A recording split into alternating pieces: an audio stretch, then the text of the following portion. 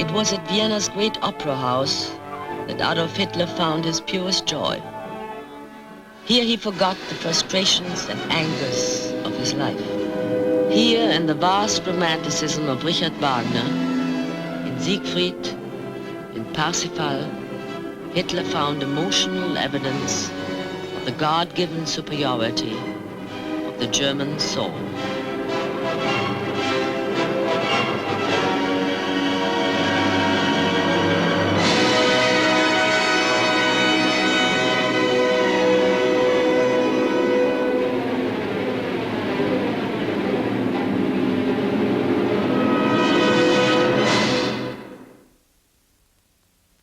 (1923), pistol in hand, leading a company of armed stormtroopers, Hitler invades a political mass meeting in a Munich beer hall.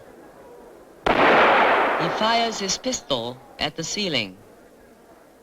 "The national revolution has begun," Hitler shouts to the audience of 3,000. "The Bavarian and Reich governments have been removed. The army and the police are marching on the city under the swastika banner." None of this is true.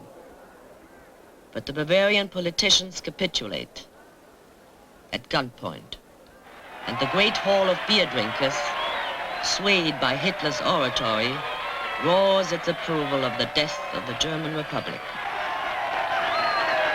Next morning, the great war hero, General Ludendorff, by his side, Hitler leads a column of 3,000 armed stormtroopers against the center of Munich.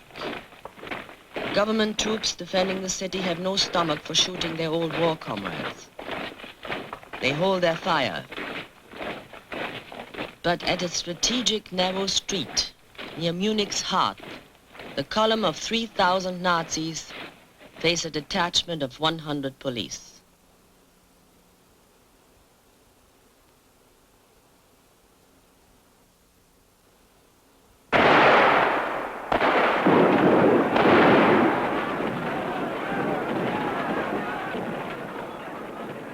The Nazis run.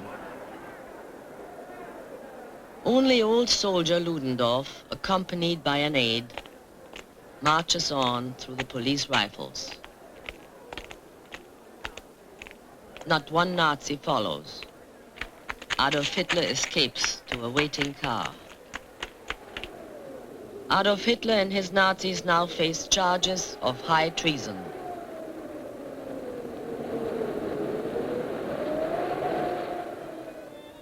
When Reynard the Fox arrived in court for his trial on charges of high treason, his foxy wit and clever tongue soon confounded his enemies.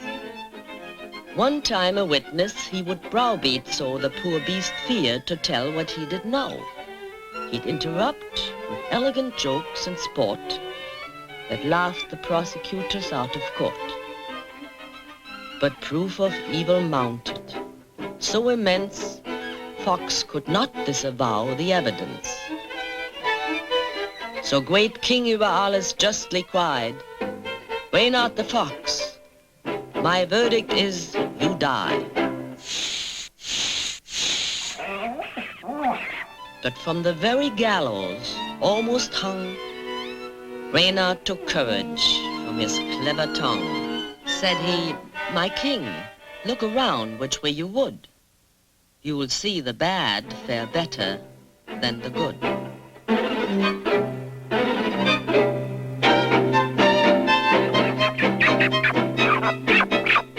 But not my treason broke your royal decree. 'Twas Wolf, who from a distance looks like me. I saw last night Sir Wolf, with your own crown, plot with Bear to strike our great king down. Disguised, I hear them plot, as ass did sing, that Bear be chancellor and Wolf be king. Now über alles was of simple mind, elderly but not entirely blind. He just asked that Wolf and Bear deny the awful blame of Reynard's grievous lie. But Bear and Wolf did fear they'd ill afford to count on virtue, as its own reward. They'd run and proven Reynard's logic sound. This brought the judgment of the king around. You're free, Reynard. In peace, go to your lair. I'll catch and kill that traitorous wolf and bear. When Adolf Hitler faces his trial for high treason, he too, by his clever tongue, becomes the prosecutor of his judges. I alone face the responsibility, he says, but I'm not a criminal because of that. There's no such thing as high treason against the traitors of 1918. Hitler's real passion is vented against the communists. I wanted to become the destroyer of Marxism, Hitler shouts. I am going to achieve this task. Hitler is found guilty of high treason. Though the law provides a penalty of life imprisonment, the friendly judges sentence him to 5 years, of which he serves less than 9 months. Hitler's incarceration in the military prison of Landsberg is a pleasant interlude in a stormy life.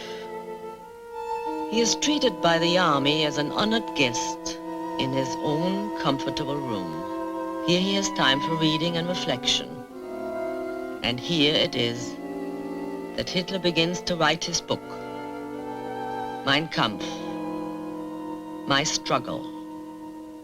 Like the mind of Hitler itself, Mein Kampf is a strange jungle of obsessions, cynical lies, and genuine idealism. Hitler sees the Germans as a pure Aryan race destined to rule the world.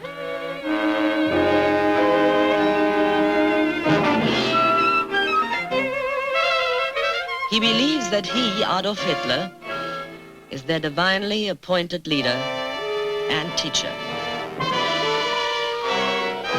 But there is an enemy, Hitler says: democracy, the belief in human equality, in the dignity of all men. This, Hitler writes, is the teaching of the Jews, from whom all evil comes. With the help of the Christian churches, the Jews invented democracy.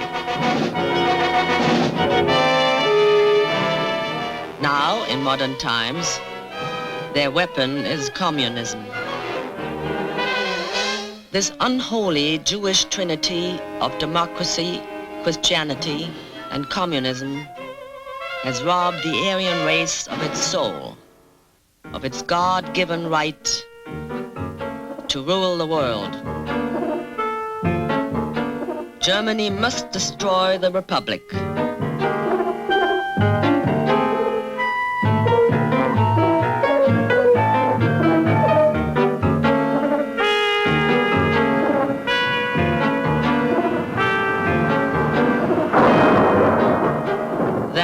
Under the dictatorship of Adolf Hitler, Germany must march against its traditional enemy, the Republic of France.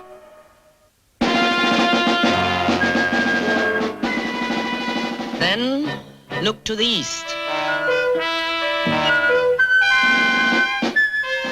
Large German-speaking populations in Austria and Czechoslovakia must be absorbed.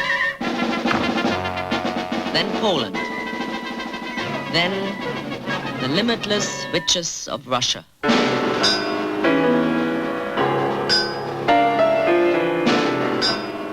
The Poles, the Slavs, the Jews, the Russians, being inferior peoples, would be made slaves or killed.